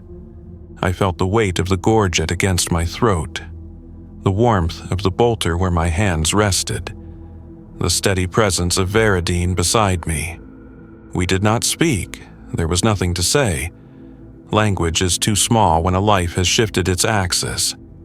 Inside the transport, the hum of the engines filled the silence. The interior lights cast pale gold across our faces. The civilians huddled at the rear of the cabin, wrapped in emergency blankets, their bodies curled inward. Some cried, some stared, some prayed. A child watched me, her eyes large, too large, the way eyes become when the world has shown itself without kindness. She clutched a scrap of cloth in her hands, embroidered with the imperial aquila. The thread was frayed. She held it as though it were the last piece of herself she could still protect. I did not reach toward her. Sisters do not promise safety. We embody it, or we do not deserve to speak of it. The dropship rose, the battlefield dropping away beneath us until the manufactorum became a scar in the earth, then a shadow, then a memory. But memory does not fade. It changes form. Sister Superior Vara removed her helm only when the gunship broke through the cloud layer. Her hair clung damp to her forehead. Her expression was still as stone. When she spoke, she did not address the civilians. She addressed us. "What you saw today is not the worst the galaxy will show you," she said. "It is not the most terrible. It is not the most devastating. It was a beginning. You will see worlds that tear themselves apart from within. You will see faith twisted into obsession, war into ritual, innocence into weapon, and you will not break." She looked at me, and then at Veradine, not with approval, with recognition. "You have taken your first step into his fire," she said, "and you did not turn away." My breath moved through me like something learned in another life. I did not feel pride. I did not feel triumph. I felt alignment, a quiet falling into place of every fracture inside me. The dropship docked at the cloister hangar. We disembarked in formation, bolters still held at the ready. Ritual does not end with battle. Ritual is the bridge between action and understanding. The hangar doors opened to the cold mountain air, and we marched back through halls carved with scripture, passing beneath the gaze of saints engraved into the stone. We returned to the chapel. We always return to the chapel. The incense hung heavy in the air, golden smoke drifting like breath from the statues. The relic gauntlet at the altar gleamed faintly in the candlelight, as though it knew. We knelt. The hymn began, low at first, then rising, layered, solemn, beautiful. Not triumph, not lament, something in between. A song that did not celebrate the taking of life, but the meaning of why life must sometimes be taken. I closed my eyes. I saw the priest's face again, the familiar certainty, the twisted peace. I saw the civilians, their hollow gazes, their quiet endurance. I saw the battlefield, smoking beneath a sky too gray for morning. And I realized something. We had not fought for those civilians. We had fought with them, against what the galaxy becomes when faith breaks. That truth did not soothe. It steeled. The hymn faded. Silence returned. Vara stood before the altar, her gorget reflecting the flame. "Rise, novices," she said. We rose. You have seen your first war, your first burn, your first truth." She paused. "The next awaits." There was no time promised for recovery, no promise of rest. War does not wait for readiness, and faith does not ask permission to burn. Veradine looked at me. Not with question, not with doubt, with understanding. "We are not who we were," she whispered. "No," I said. "We are who we are, becoming." The chapel candles flickered, casting light across our faces. Becoming is endless, and the galaxy is vast. The days that followed did not return us to who we had been. War leaves a shape in the mind, a quiet impression like a hand pressed into wet clay. It does not scream, it does not demand, it simply remains. Some novices moved through the cloister halls with their steps a fraction heavier. Some prayed longer in the chapel, their whispers rasped raw.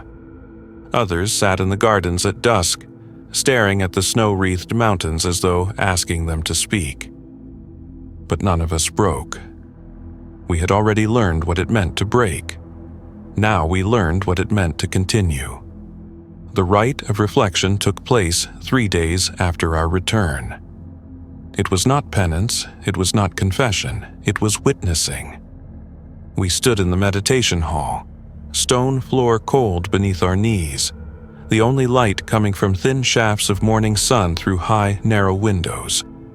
The wind outside howled across the mountains, but inside, the silence was deep enough that I could hear the blood moving in my own veins. We were told to speak nothing aloud. We were told to confront what lingered. And I did. I saw again the fanatic priest, the clarity in his eyes, the certainty that moved his hand when he raised that sickened flame. I saw the civilians who had not cheered when we arrived, nor wept when we left. They had not been saved. They had simply endured long enough for us to remove the worst of their torment.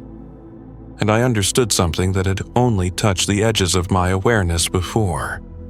We were not made to comfort the Imperium, we were made to hold it together. Flame does not soothe. Flame cauterizes. Veradine was beside me, her breath steady, her hands resting atop her knees. She did not look at me, and I did not look at her.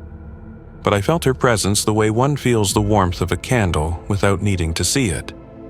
We had crossed a threshold together, the kind one does not speak of because language cannot hold the shape of it. When the reflection ended, Sister Superior Vara dismissed us to our cells, yet I did not return there. Instead, I walked to the cloister roof terrace where the wind was sharp and the mountains rose in jagged silhouettes. The sky was clear, the stars still faintly visible though dawn approached. I stood at the railing, bolter slung across my back, veil stirring lightly. I felt small, not diminished, aligned. The galaxy stretched beyond these peaks, beyond this world, beyond any map the Astra Militarum could chart. And somewhere in that vastness, battle never ceased. Faith never rested, the flame never dimmed. The door behind me whispered open. Light footsteps. I did not need to turn. Veradine joined me, her veil lifting and falling gently in the wind. For a while, we stood without speaking. Silence had long ago become our first and most natural language. "What did you see?" she asked at last. Not what I remembered, not what I endured, what I saw. I answered without hesitation. That faith is heavier than armor. Her breath caught, not in surprise, nor in doubt, in recognition. "And yet you carry it," she said. "Yes," I replied, "because I cannot imagine who I would be without it." She nodded once, slow, deliberate. "I am afraid," she said. The honesty was not weakness, it was courage, the confession of someone who had burned herself down to ash and begun again. I did not tell her not to fear. Fear is not the enemy. Fear is the reminder. Fear is the boundary between the self and the flame that consumes it. I am afraid too, I said. Her eyes closed. Her breath steadied. We did not hold hands. Sisters rarely touch outside of necessity. But in that moment we did not need to. The bond between us was not woven in gesture. It was forged in fire. The bells rang below, calling us to the Hall of Doctrine. We stepped away from the terrace. Not away from what we had understood, only onward. The hall was lit by tall windows of stained glass, casting red and gold across the floor. Sister Superior Vara stood at the dais, her armor gleaming like the sunrise. Behind her, a banner hung, its fabric dark crimson, embroidered with the fleur-de-lis. When we assembled, she spoke. "You have taken your first step into war. Now you must understand the war within." She looked at us, not at our veils, not at our armor pieces, not at our bolters, at us. "The galaxy is made of violence," she said, "but violence is not your purpose. Your purpose is to decide when it must be used and when it must be withheld." That was the true weight, not killing. Knowing when killing is not enough. Knowing when killing is mercy. Knowing when killing is surrender. Knowing when killing is failure. Vera's eyes settled on me. "Asteria, Veradine, step forward." We obeyed. "You have shown discipline, resolve, clarity, but now you will learn the lesson that defines the Adepta Sororitas." She paused. "The Emperor does not need soldiers. He has trillions. The Emperor needs flames, and a flame must choose what it burns." Her voice did not rise. It did not need to. I felt the meaning settle into my bones. We were being prepared for something more than battle. We were being prepared for judgment, not of others, of ourselves. Veradine exhaled, not in fear, in acceptance. The path had widened, the fire had deepened, and we walked on. Our new instruction did not take place in the drill yards or the chapel. It began in the reliquarium, a quiet, vaulted chamber where light fell gently through narrow windows and dust drifted in the air like slow-moving snow. Rows of relic cases stood like silent sentinels along the walls, each containing fragments of sisters who had died with faith unbroken. A dented pauldron, a rosary worn smooth by decades of prayer, a cracked helm still bearing the scorch mark of a final shot fired at point-blank range. We walked among these remnants not as students, but as heirs. Sister Superior Vera spoke softly here, her voice shaped to match the hush of the room. "These are not symbols of death," she said. "They are proof of purpose. A sister of battle dies every time she steps onto the field. Her body is temporary, her fire is not." She stopped before a case holding only a single object, a rosary. The beads were irregular, carved by hand. Not by artisan, but by someone desperate to keep believing. The thread had been knotted again and again where it had snapped. "This belonged to Sister Primara," Vara said. "She fought on the moons of Vaer, outnumbered, outgunned, alone in the dark. She did not pray for rescue. She prayed that her flame would stay lit long enough to matter." There was no awe in her tone, only truth. We knelt without being told. The stone floor pressed hard into our knees. There was nothing to pray for, only to witness, to understand, to accept. When we rose, the next stage of instruction began.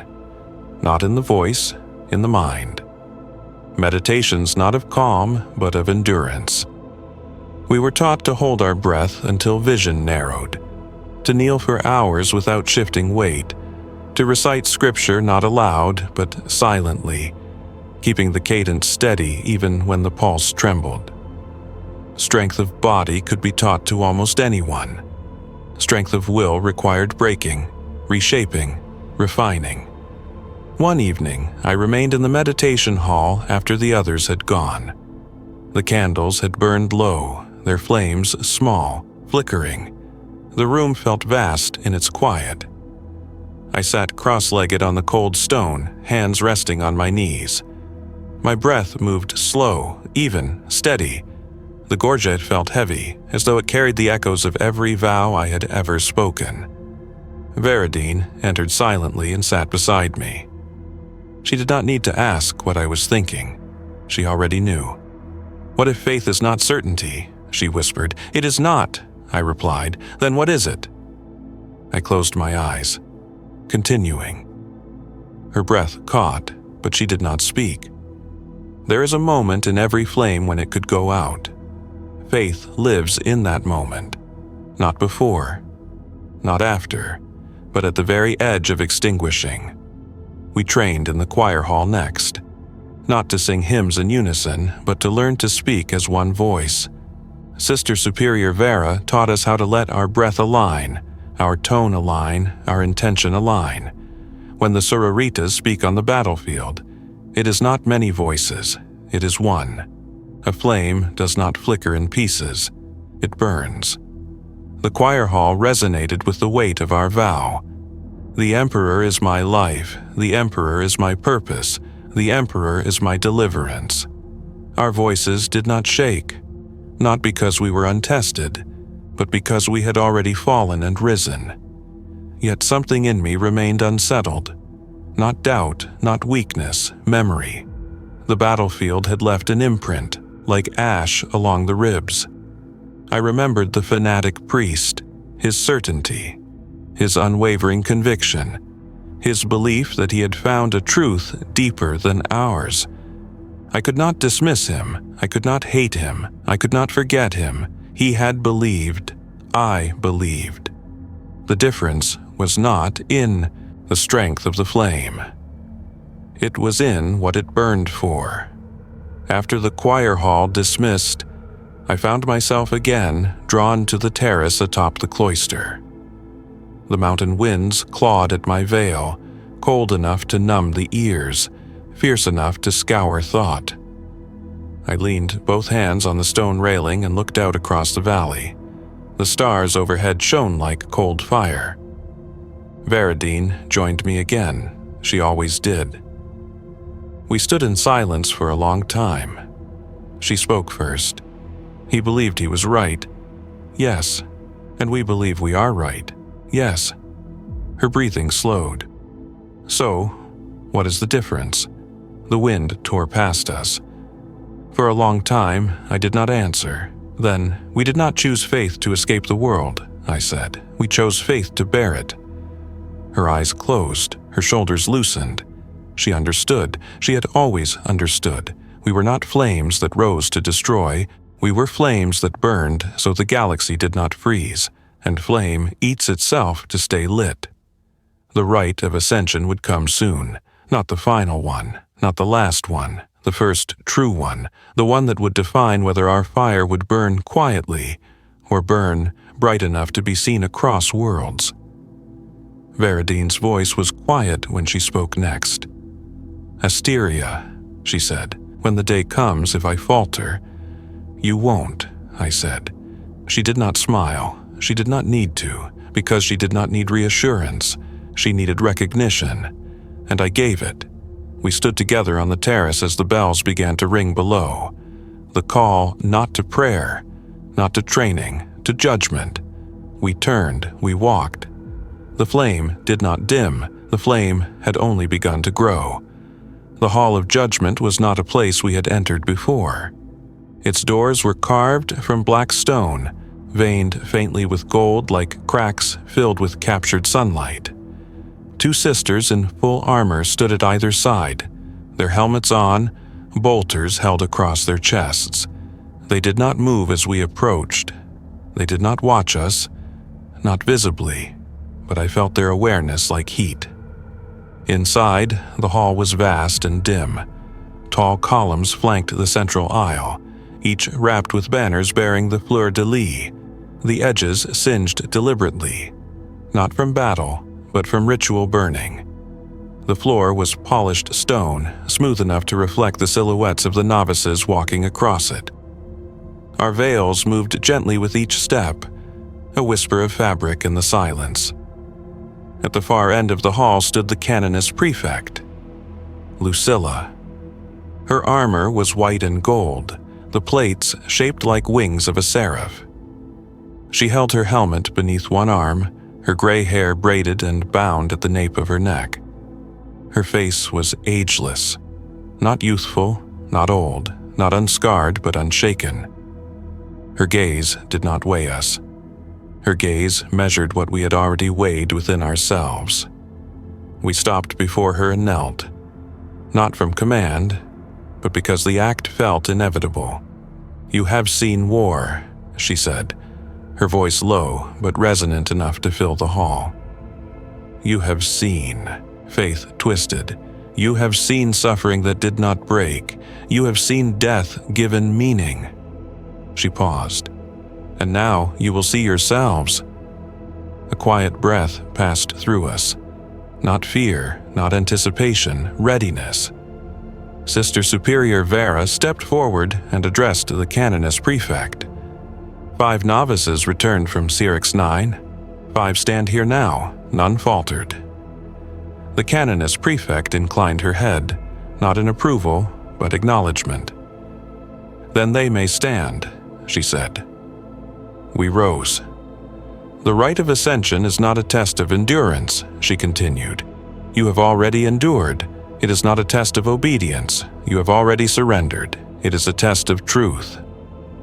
The words settled into the stone itself.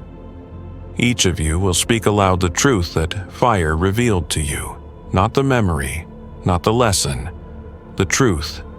Speak falsely, and the rite ends. Speak truly, and the path opens."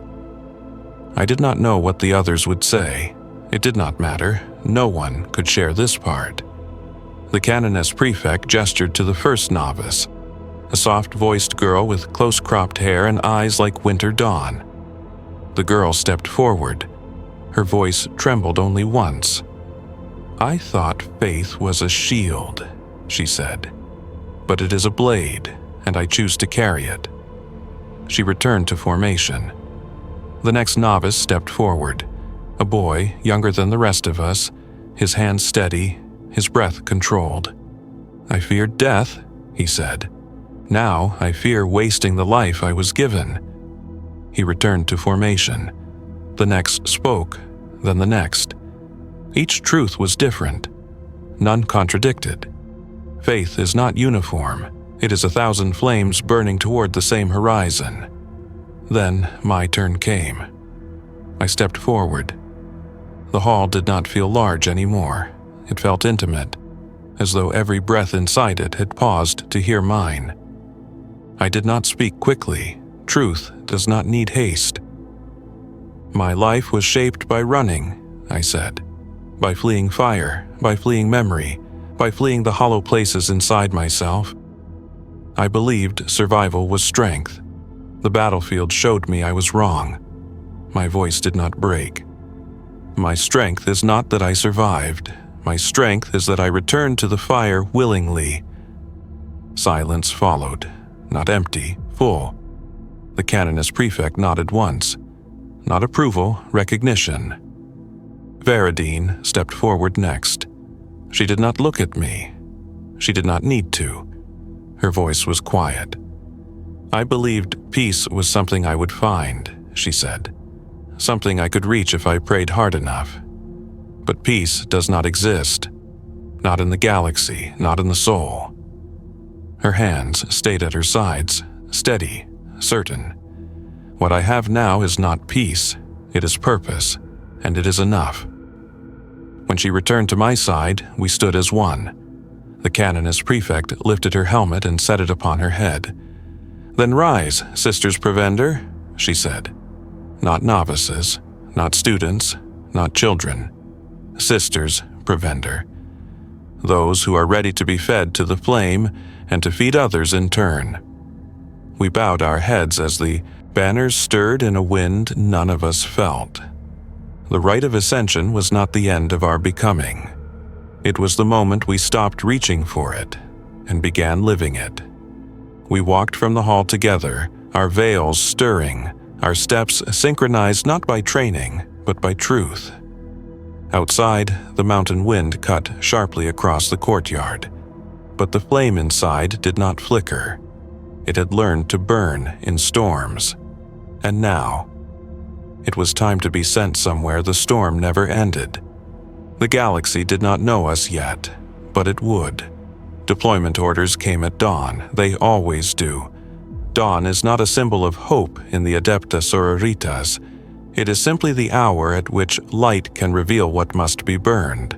The cloister bells rang, slow and deep, the tones echoing through stone corridors that had once felt endless, labyrinthine. Now they felt familiar, not comforting. Known, like the interior of one's own chest. We assembled in the courtyard, breath misting in the cold mountain air. The sky above was pale, washed out, as though the sun had only just remembered its duty. Our veils lay flat against our hair. Our bolters were clean, oiled, ready. Only one piece of our armor rested against our bodies, the gorget at the throat, gleaming faintly in the early light. We were not yet fully armored. That time would come with fire. Sister Superior Vera stood before us, helm attached to her belt, her face carved with the calm of someone who had crossed the threshold we now stood before many times. She did not speak at first. She let silence settle into us, not as pause, but as wait. Only when we were still enough that breath itself felt like prayer did she begin. "You are no longer children of the Schola," she said. "You are no longer novices of this cloister. You are Sisters Provender. The galaxy will take your strength without apology. It will strip you down to marrow. It will demand more of you than flesh, or should be able to give." Her eyes passed over us, over me, over Veridine, over all who had endured. "The question is not whether you will suffer," she said. "The question is whether you will mean something while you do." A gust of wind moved through the courtyard then, sharp and cold, enough to make lesser bodies shiver. None of us did. Vara lifted her helm and sealed it into place, and that was the signal. We boarded the gunship not with hesitation but with the same quiet certainty with which one walks into prayer. The engines roared beneath our feet, shaking the hull, the smell of fuel and metal heavy in the air. We stood shoulder to shoulder, bolters held close, the hum of ascent thrumming through our bones. Veridine stood beside me, as she always had. Our shoulders did not touch. They did not need to. When we broke through the cloud line, the world fell away beneath us in endless white. The sun caught our veils, turning their edges to gold. Veridine exhaled once, slow and even. "Asteria," she said, her voice low enough that only I could hear. "Do you ever wonder if we were chosen for this, or if we simply lacked the luxury of anything else?" I did not answer immediately. The gunship wings cut through the cold air, leaving a wake of mist. "I do wonder," I said softly, "but the answer does not matter." She turned her head just slightly, enough that I could see her profile beneath the veil. "Because we chose to stay," I continued. Her breath released. Not relief, not surrender. Recognition. The gunship angled toward a waiting void of horizon. The Canoness Prefect had told us that a sister is not forged in training nor even in battle. She is forged in continuance, the refusal to extinguish, the flame that consumes itself and still burns. The loudspeaker crackled. "Prepare for arrival," the pilot's voice intoned. No one braced. We had learned how to fall long ago. The gunship descended toward our next war, world unnamed, conflict unknown, cause irrelevant. War existed everywhere. Faith was required everywhere. We were the instrument. The ramp lowered. Light flooded in, bright, harsh, unfiltered. We did not flinch. We walked into it, step by step. Not because the Emperor demanded obedience, not because we were fearless, but because fear and obedience had already been burned away. What remained was purpose, and purpose burns. The ground met our boots. The wind carried the scent of smoke. Somewhere ahead, voices screamed. Somewhere ahead, a world was asking a question: who will stand? And we answered by the simple act of continuing forward, not with certainty, not with glory, but with flame. The kind that does not seek to be seen, only to burn hot enough that darkness remembers why it fears the light. We were not yet full sisters of battle, but we were no longer becoming. We were. The Emperor did not speak. He did not need to. We moved. Our shadows stretched before us in the firelight, and the galaxy began to learn our names.